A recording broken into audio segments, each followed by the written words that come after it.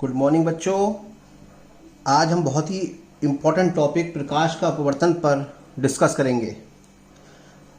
तो प्रकाश का अपवर्तन एग्ज़ाम में 100% आता है। ये बहुत ही मोस्ट इम्पोर्टेंट टॉपिक है और बहुत ही इंटरेस्टिंग टॉपिक है। आप इसको ध्यान से देखिएगा और मेरे यूट्यूब चैनल को सब्सक्राइब कीजिएगा, लाइक कीजिएगा। तो हम लोग शुरू करते हैं प्रकाश का अपवर्तन। प्रकाश का अपवर्तन शुरू करने से पहले हमने इससे पहले जो वीडियो बनाया था प्रकाश के परावर्तन का, एक वीडियो हमने सेंड किया था। तो परावर्तन और अपवर्तन में बहुत कम फर्क है। अगर हम परावर्तन की बात करें, प्रकाश का परावर्तन, प्रकाश का परावर्तन को हम लोग कहते हैं रिफ्लेक्शन ऑफ लाइट। और ये जो आता है प्रकाश का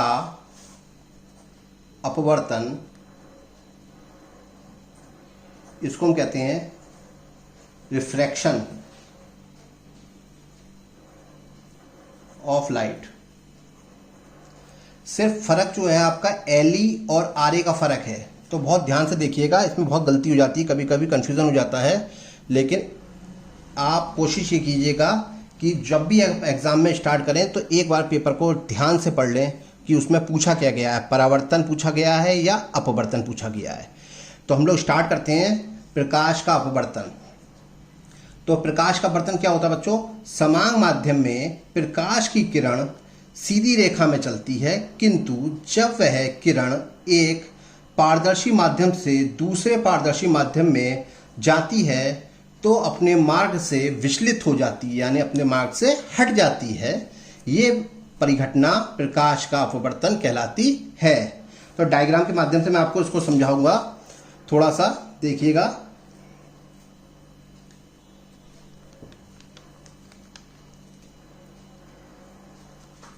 N1 डैश करके N2, ये वायु है जिसको हम लोग बोलते हैं विरल माध्यम, और वायु के बाद हमारा ये आ जाता है सघन माध्यम, जिसको हम लोग कांच बोल देते हैं। कांच को हम थोड़ा सा डैश डैश डैश करके दिखा दे रहे हैं। अब कोई किरण ऑब्जेक्ट से चली, यानी वस्तु से चली, तो आपतित किरण, ये जो किरण है वो कौन सी कहलाएगी? आपतित किरण।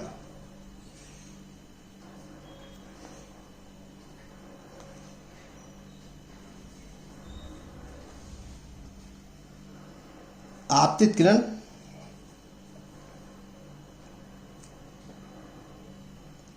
तो जब ये किरण, आपतित किरण आपतन बिंदु से टकराई तो जब वो कांच में प्रवेश करेगी तो वो सीधी निकल जाएगी। लेकिन ऐसा हुआ नहीं, सीधी ना निकल के वो अपने मार्ग से विचलित हो गई, अपने मार्ग से हट गई। तो जब वो हट गई तो वो एंगल जो बनाएगी उसको हमने नाम दिया आई, और दूसरा जो एंगल बनाया था बच्चों वो है आर। तो जो आपतित किरण है वो अविलंब के साथ में आई एंगल बनाएगी, और जो अपवर्तित किरण है, ये कौन सी किरण आएगी आपकी? अपवर्तित। वो अविलंब के साथ में आर कोण बनाएगा। तो ये आपतित किरण हो गई आपकी आई, और ये अपवर्तित किरण के साथ जो कोण बनाया वो आर। आई जो कोण कहलाएगा वो आपका आपतन कोण कहलाएगा, और आर जो कहलाएगा वो आपका अपवर्तन कोण कहलाएगा। तो इसमें किसी तरीके की कोई प्रॉब्लम नहीं आनी चाहिए। आगे बढ़ते हैं, नेक्स्ट टॉपिक पे हम लोग चलते हैं।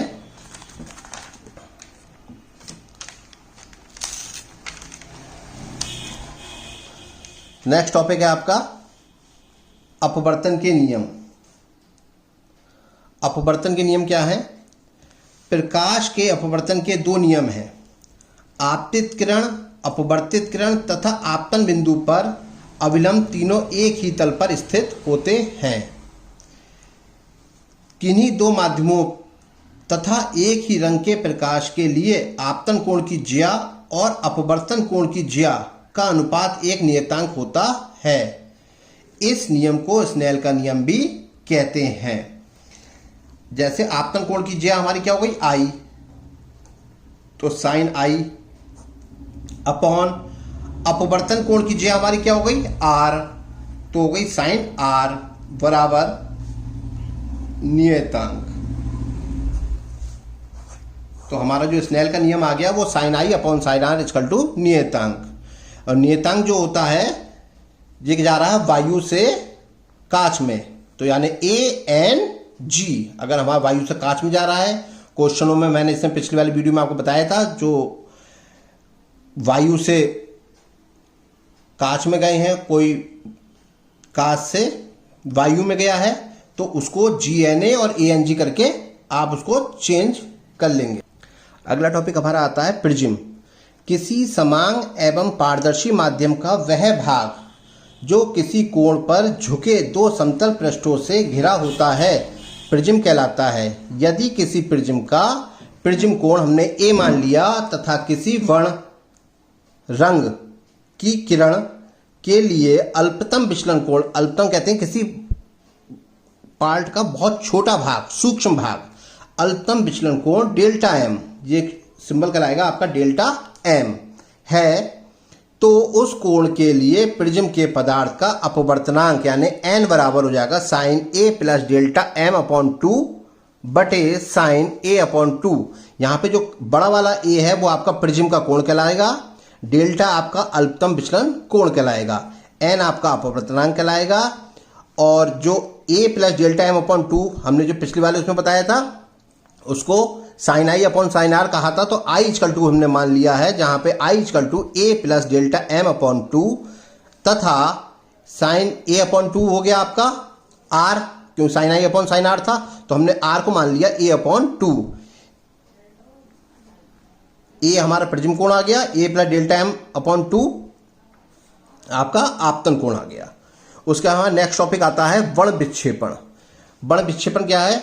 जब सूर्य का प्रकाश किसी प्रिज्म से गुजरता है तो वह अपने अवयवीय रंगों में विभक्त हो जाता है। इस घटना को वर्ण विक्षेपण कहते हैं। तो वर्ण विक्षेपण का जो एक डायग्राम है वो आपको मैं शो करके दिखा रहा हूं।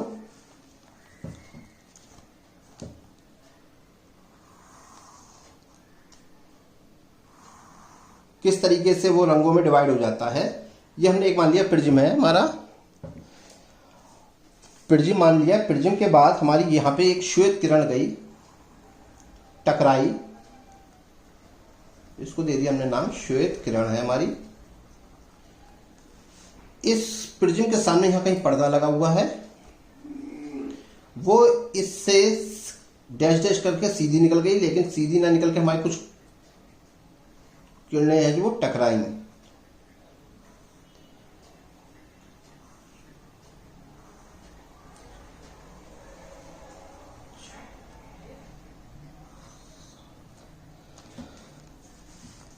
उसके बाद टकराने के बाद पर्दे पे सीधी निकल गई।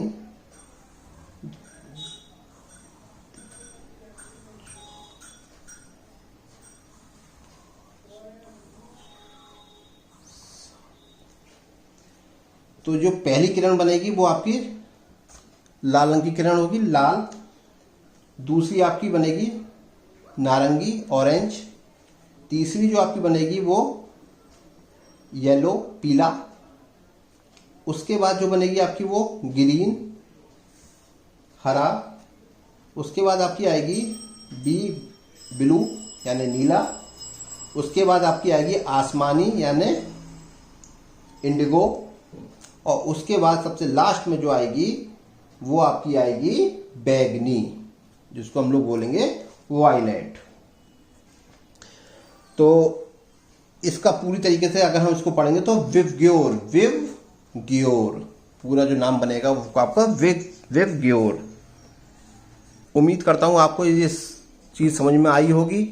इससे अगले नेक्स्ट वीडियो में हम इसके ऊपर न्यूमेरिकल्स ले लेंगे, उसके बारे में न्यूमेरिकल्स को समझा देंगे। और जो हमने लेंस का टॉपिक पे हमने जो वीडियो बनाया था उसके भी अभी आंकिक प्रश्न रह गए हैं। उस पर भी हम एक नेक्स्ट टॉपिक पे हम लोड कर देंगे। धन्यवाद।